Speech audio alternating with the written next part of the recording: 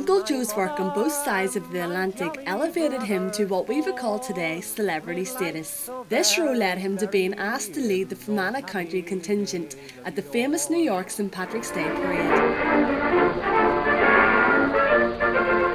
Sure, and it's the greatest day of the year for old Aaron's sons and daughters, marching up Fifth Avenue in New York in one of the most elegant St. Patrick's Day parades in history. And divil a bit do they mind the breeze, which is blowing a gale now and then. And look at the colleens, paying tribute to the good saint. And the kiddies, too. Just look at them stepping out. 40,000 men, women, and children parading to heavenly music, music right from the old sod.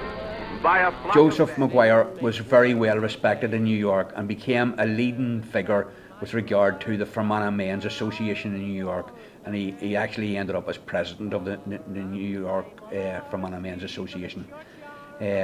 He led the parade at St. Patrick's Day parades in New York for a long number of years, and he was the focal point of that association, and it progressed from the first meeting where he had only 5 people that actually turned up at the meeting to a meeting within 12 months of that where he had 210 members.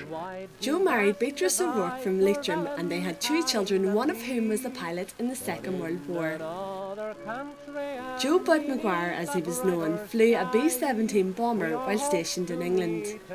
Joe's nephew Andrew tells a fascinating story of how Bud flew the B-17 bomber over the Maguire homestead in Fermanagh. This particular day, this plane flew over, and my father was out ploughing. He was a farmer, as everyone knew, and he nearly put the horses bad. He was that low, flying round and round, but he didn't get the plane landed that particular trip. So we lived beside the Sedare Cemetery. So about 3 weeks after that, my sister Vera was up visiting graves in the graveyard, and she saw, happened to look up, she saw this white thing hanging from a branch in one of the trees. So she gave the tree a bit of a shake, and the next thing what fell down was this white handkerchief, and tied to the 4 corners of it was 2 machine gun bullets, which he had fired out, and writing on the note, explaining why he didn't get landed that first trip that he made. Joe returned frequently to Ireland on holiday, sometimes for 4 months at a time.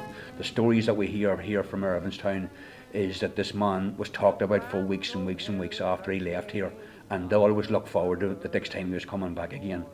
The concert that they arranged here in 1947 for him in St. Malaise Hall was packed to capacity. I think they were standing in the rafters. There was that many at it, and at that time it was a shilling and 2 shillings to get in, you know.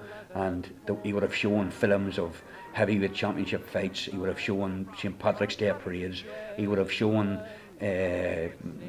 everything that he could have filmed in America or could have brought with him, and it was really unheard of for anybody to come back and do this. He used the money that wasn't made for the development of the ground, St. Malaise Park in Irvinstown. He used it for support of the local GAA, which he was a great respecter of and was a great member of for a long number of years. A big man in stature, a big man in heart, and a big man in Fermanagh's folklore. Joe's mortality is reflected in a window he donated to the St. Patrick's Cathedral in New York. I now wonder if the internet led me to this story, or is it my interest in the wonderful characters that make up the history of Fermanagh.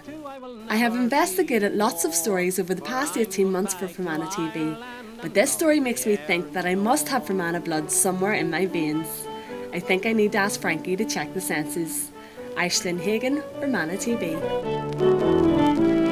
So I bid adieu to Texas too, I will never see it more, for I'm gone back to Ireland and lovely Aislinn shore.